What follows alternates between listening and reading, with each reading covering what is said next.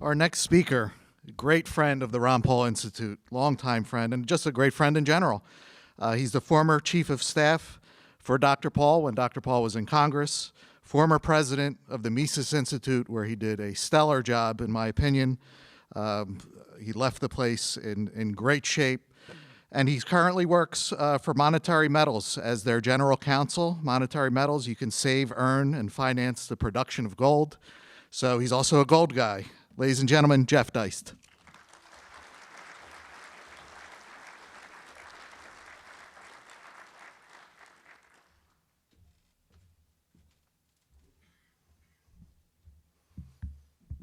Thank you, Chris. You know, as with so many other things, we overthink Trump. We overthink Trumpism. And we do so, I think, at our own peril, at the peril of paralysis, when we ought to be optimistic. I really think that the glass is half full. You know, we needed, let's say, humility. We needed Calvin Coolidge. We got grandiosity. We got sort of this ersatz Teddy Roosevelt, a little taller. But nonetheless, I would say we did not get John McCain, as much as Tom tells us that every politician is that. And I think it's very important that we understand that what's happening and what has been happening over the past 10 years is positive and it's beneficial, and that we be optimistic about this. Because in my view, it's really not about Trump or his politics per se, or his policies, if you want to use that term, or his personnel. Trump the man, well, okay, he is what he is. His virtues, his foibles, his faults are his own. We all sort of understand that. But he's not wired for ideology. It's just not part of his DNA. And he's certainly not a leftist by orientation. He's not a blank slate egalitarian type. His instincts, his impulses are often good, and we ought to reward that and steer him in that direction. You know, people talk about a president's policies. Well, we're supposed to have this Congress thing that sets policies, but it's done nothing but shrink for the past 100 years. So Trump doesn't have policies. He shoots from the hip. He's an ad hoc guy. You know, if you read Bob Woodward's book, Fear, you'll find out that as far as his personnel, well, Trump runs a pretty chaotic White House. He loves palace intrigue. He loves to pit people against people and have these factions. He loves to be informed through these sort of unofficial back channels with Jared and Ivanka and that sort of thing. And generally, he's highly susceptible to flattery. And according to Bob Woodward, he often changes his mind at the last minute based on the last person to advise him or catch his ear on a particular matter. So we think, well, that's not so good. But so be it. The most important thing to understand about Trump is very, very simple. He doesn't hate our guts.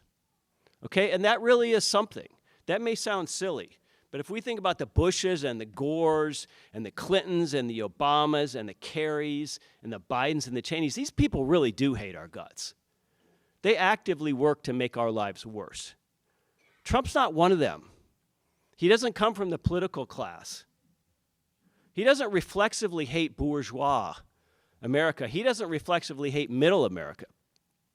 And in this hyper-politicized world of ours, that means more than we might imagine it means. But here's the thing. Neither Trump the man nor the broader phenomenon, call it MAGA, call it the new right, call it whatever you want, that's not really the story of the last 10 years. And I include Brexit broadly within this revolution, let's say, we're in the midst of. The real story is us. And what I mean by that is this great pushback that we've been experiencing that we never thought we would, maybe as Ron Paul fans back in 2008. This great pushback, this discovery that twice, not once, but twice, 80 million Americans were willing to go off script and vote for this man instead of voting for Hillary Clinton, who was just the inevitable first female president. You know, this progressive arc to history, all that, you know, Francis Fukuyama, the end of history. 80 million Americans said, no thanks. And they did it twice. If we can't be optimistic about that, I'm not so sure what we can be optimistic about. These two parties, these two wretched political parties of ours were rendered impotent, even irrelevant. Trump went direct to the people through his own digital platforms, through podcasts this second time around, a million digital platforms. The political class was absolutely rejected. And the world they were building for us, Hillary Clinton's world, that's an authoritarian, an illiberal hellscape. It had to be stopped. And if Trump's the agent, so be it. We would have preferred Ron. So be it. And this hellscape that they were planning for us, that's the very thing that they project onto Trump, isn't it? He's not authoritarian. Did he create Medicare Part D? Did he create Homeland Security? Please. This repudiation, this willingness of so many Americans to say no to that, that's the story, folks. That's the opportunity. Okay? So now, all of us in this room, we face a question. Can Trump and Trumpism be turned into a force for good in this battle we're in? Can they be steered towards their best impulses and away from their worst? Well, I think perhaps they can. But it's going to take a lot of effort from people like us to capture, or at least steer, what we can call the new right. And the best way to do that, thankfully, is a blueprint that's already given to us. It's the best and truest traditions and impulses of what we all know as the old right. The 1900 to, let's say, roughly 1950 US American right, which is a very unique phenomenon in world history. So I know what a lot of you might be thinking, well, why this focus on the right, Jeff? Why talk about prospects for the right wing? Well, which, let's be fair, has been pretty useless for decades when it wasn't actively harmful. Bush, Cheney, Ashcroft, etc. Well, the simple answer is that it's the only game in town, folks. In my strong opinion, the left is just too far gone. It's too far removed from reality. It's too captured by its factions. We see this happening right in front of us right now.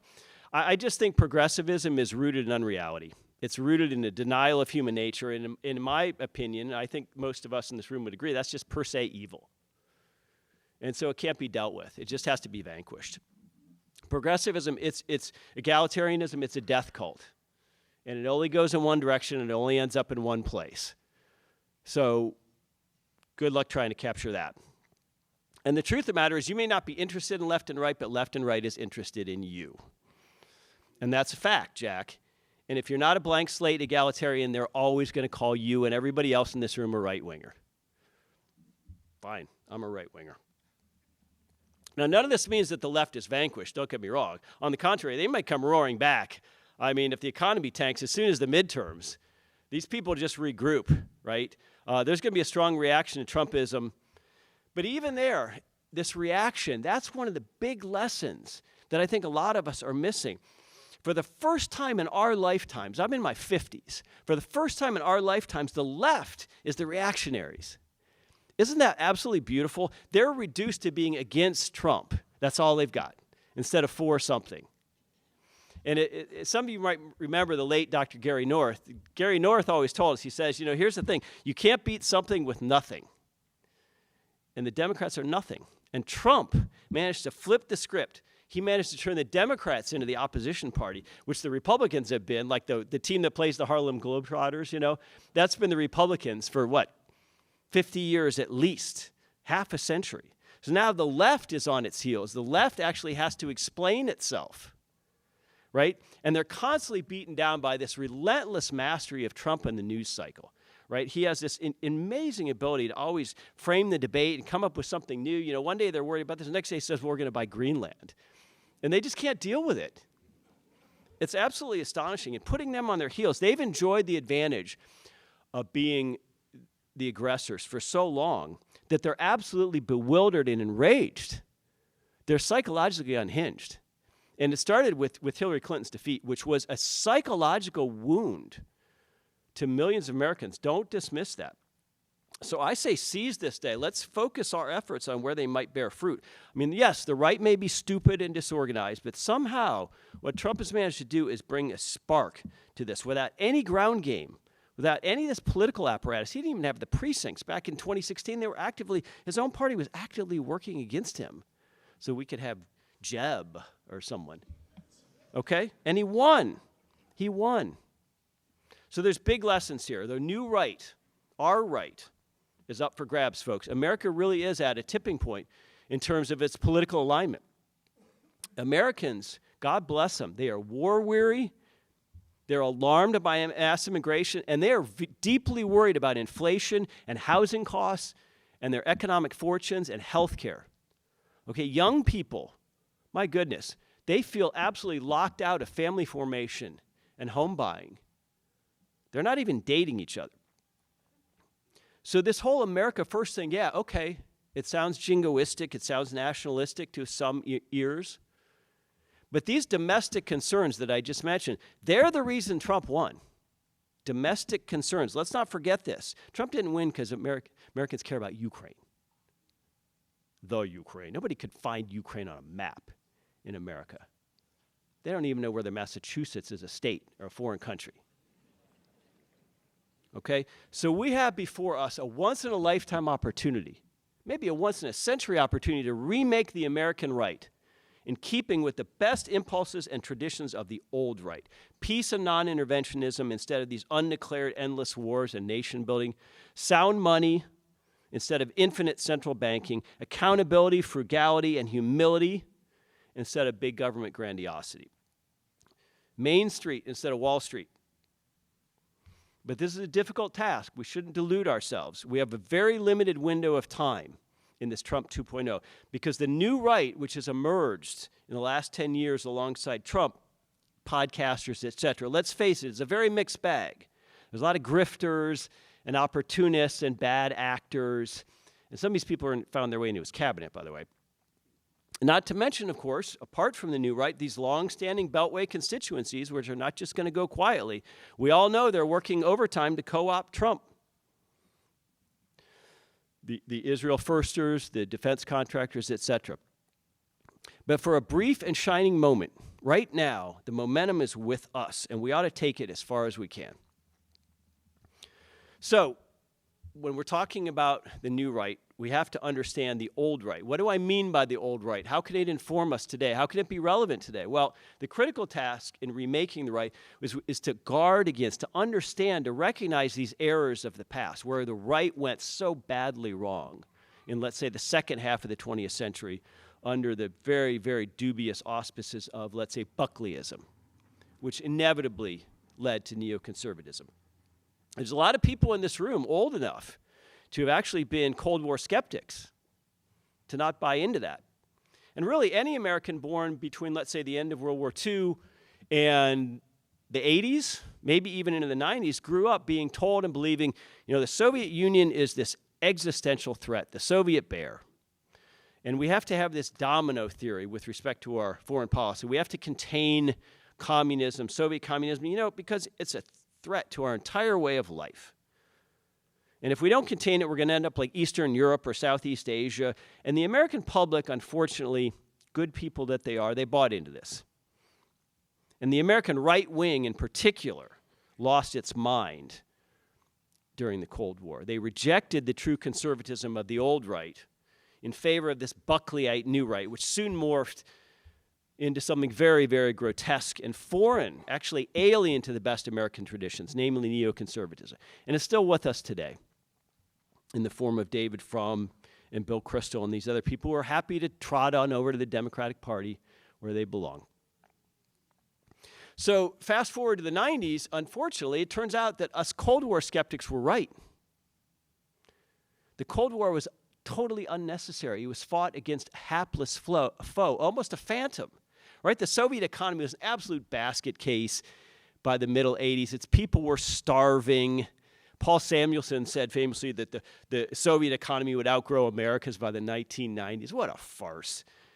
Their vaunted nuclear arsenal, it was rotting in silos due to neglect and age. The Soviet military was low-tech. They had terrible tanks. They were dependent on sheer numbers to fight an old-fashioned land war, outdated technologically utterly by American artillery, tanks, jets, naval fleet. It was all unnecessary. It was all a ruse. It was all a lie.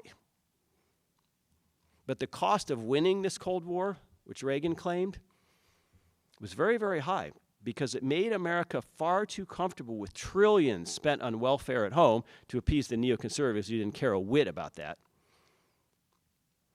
But we were absolutely hemorrhaging money to support this growing empire abroad. An enormous standing military, which we heard about. 750 military bases in 80 countries. An entrenched permanent deep state bureaucracy, DOD, CIA, NSA, State Department apparatchiks who answered to nobody, and perhaps worst of all, a gigantic growth industry of defense contractors in America, permanent, who now gross about $900 billion in annual revenue. There's your private sector defense contractors. We essentially remade America and ruined the American right to fight a phantom that in hindsight posed no threat to our security or way of life. It was a colossal error and a colossal waste of what could have come out of World War II and those two terrible European wars. So all of this Cold War anti-communism hysteria was, of course, especially disastrous for the right. We abandoned all of our impulses, the heart and soul of conservatism, because the commies made us do it. And the right paid a heavy price for this politically. They might as well have been AWOL from 1950 all the way to 2015 in Trump, considering how progressive steamrolled them and us in those 60-odd years. And that's a long time in the wilderness, folks. So how do we come back from that? How do we revive the right? Well, I mean, miraculously, almost out of nowhere, just so sudden, it's bewildering. You know, we have this once-in-a-lifetime opportunity. Things that were unthinkable that nobody even talked about 10 years ago are suddenly not so unthinkable. Conversations about cutting spending drastically, closing the Department of Education, getting out of NATO. These are the kind of things Ron was saying in the 90s and 2000s, and people kind of chuckled and rolled their eyes a little bit at him. But a worthy and effective new right, by the way, has to adopt this worldview, the old right, and apply the lessons of it. We have to introduce these younger generations to these thinkers, right? We have to bring them the wisdom, the greatness of Mencken. We have to let them know about Calvin Coolidge, Albert J. Nock, Garrett Garrett, Robert Taft, Mel Bradford, Sam Francis, Joe Sobran, Murray Rothbard, Pat Buchanan, Paul Gottfried, Ron Paul. We have to bring this legacy forward. And there are vehicles, there are instruments, there are agents for this. People like Tucker Carlson, people like Colonel Douglas McGregor, people like David Stockman. The new right still exists. It still has a pulse. And at the same time, we have to convince them to reject this legacy, this terrible bequest that they have of the Bushes and the Reagans and the Buckleys and the National Reviews and the Leo Strausses and Bill Kristols, who so badly distorted American conservatism over the past 70 years. We have to strike them out root and branch.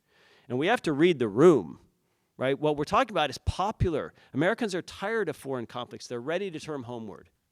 And there's nothing wrong with that. So this new coalition that I propose, a new right, based on the old right, it's different. It's built different. It kicks out the three legs from under Reagan's stool that we've probably all heard about growing up and replaces them with three new ones, which of course are not new at all. Plank 1, peace and non-interventionism, absolute necessity. Plank 2, sound money and populist economics. Good economics is also popular economics if presented properly.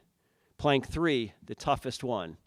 We all have to swallow hard, and we have to reject this post-war liberal consensus with America as hegemon.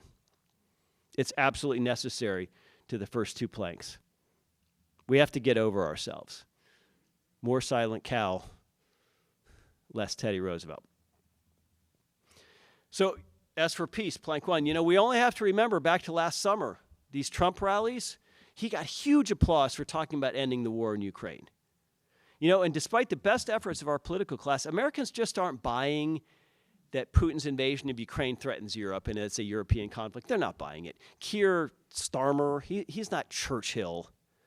Russia's facing demographic collapse. It will almost surely lose territory over the next 50 to 100 years across 11 time zones rather than gain territory. Putin's not going to resuscitate the Warsaw Pact. He's not going to roll tanks into Hungary and Poland. This is absolute fantasy. Ukraine's a regional conflict, and it doesn't involve us.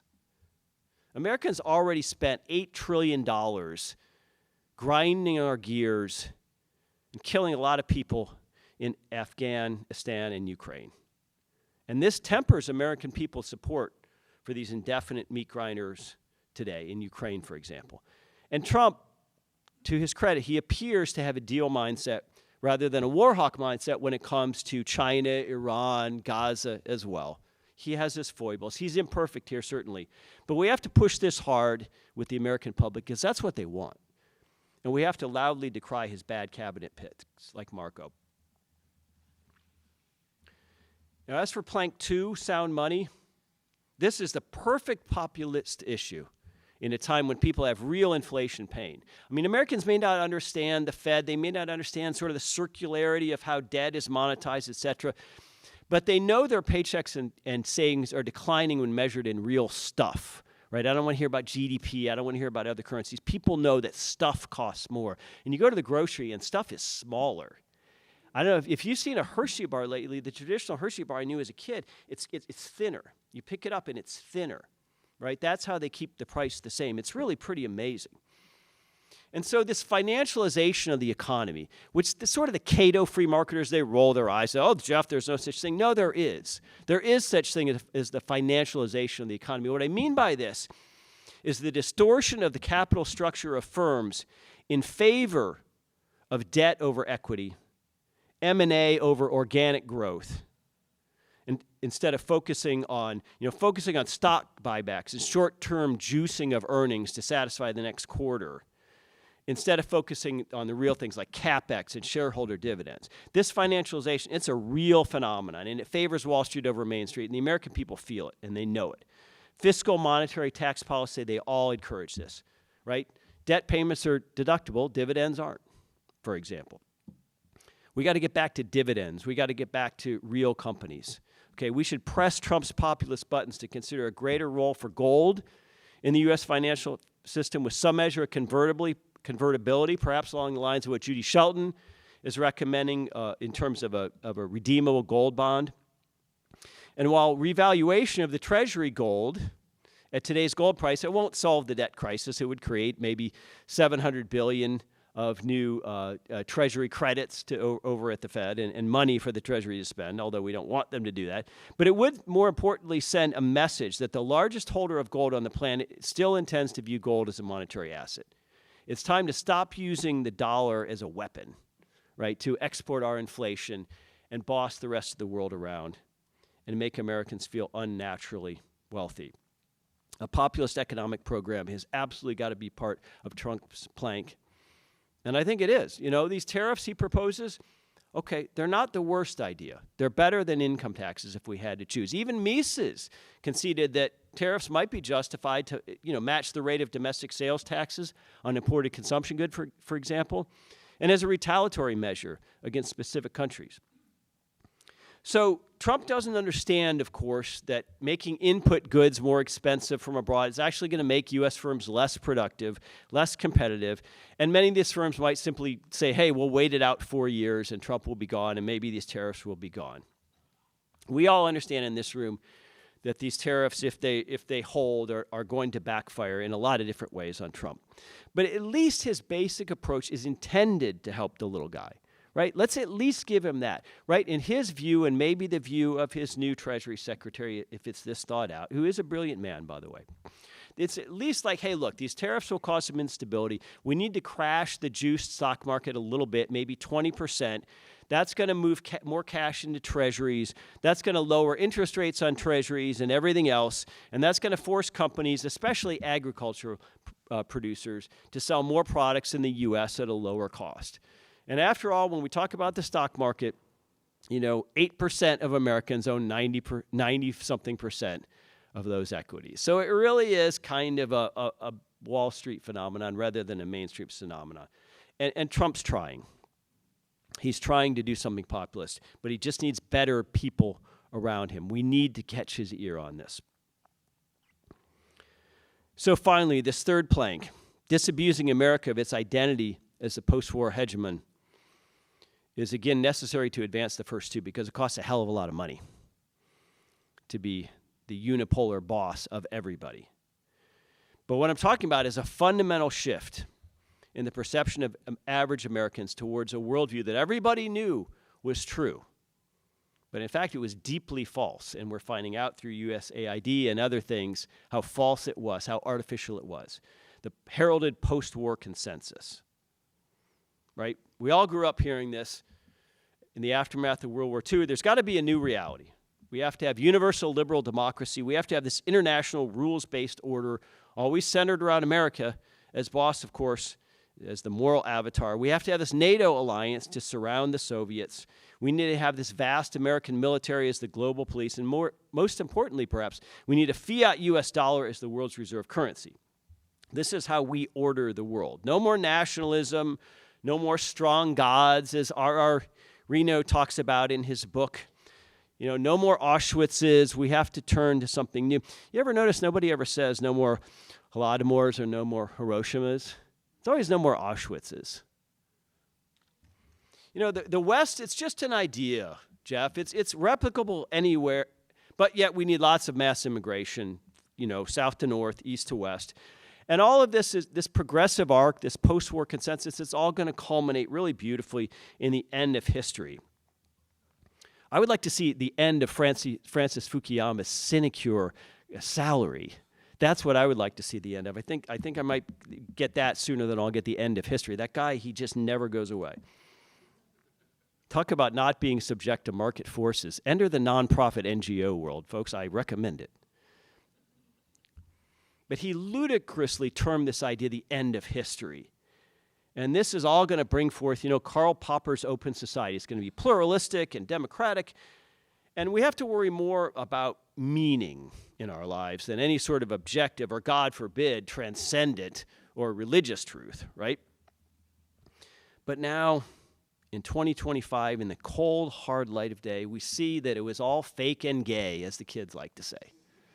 It was all fake and gay. It was an elite-driven narrative. It was a manufactured set of beliefs. They were never popular, and they were virtually always rejected across the West when voters were given an opportunity to reject them at the ballot box.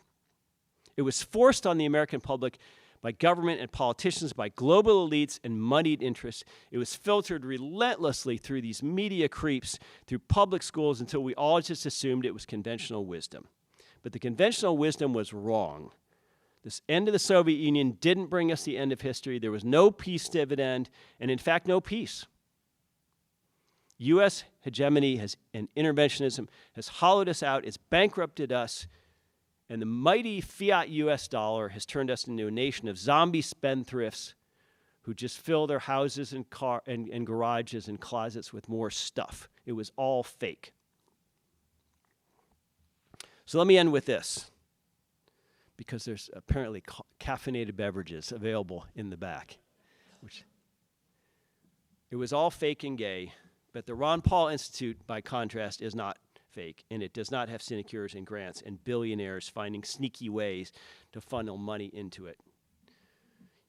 It has the Liberty Report, it has Ron Paul and Daniel McAdams, both of whom have more integrity in their little pinky fingers than every NGO ever funded by USAID. So please support them as much as you can.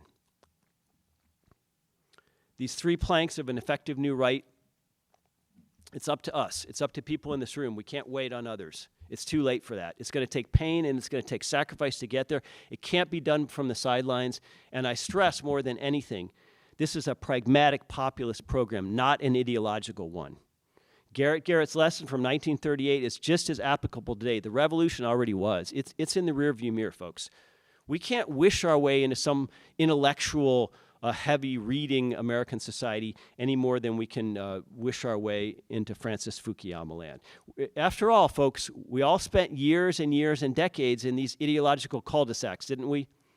We built this perfect system, our own highly developed ideology, which God knows we debated and perfected, everything from Mises's classical liberalism to Rothbardian anarchism to a Hoppian private law society. That we all had this grandiose ideological vision.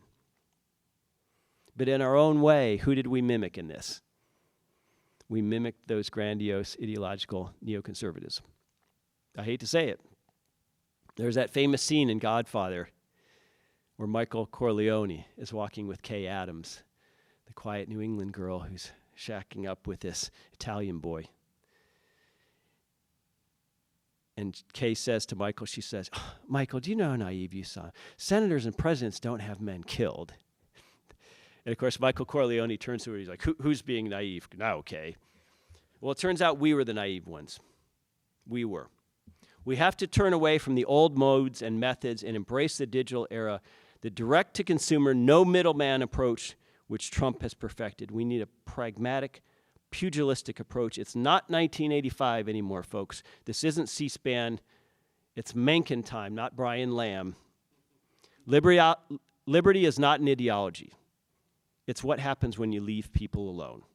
It's pragmatism and common law and organizing society in concert with human nature rather than blank slate fantasy.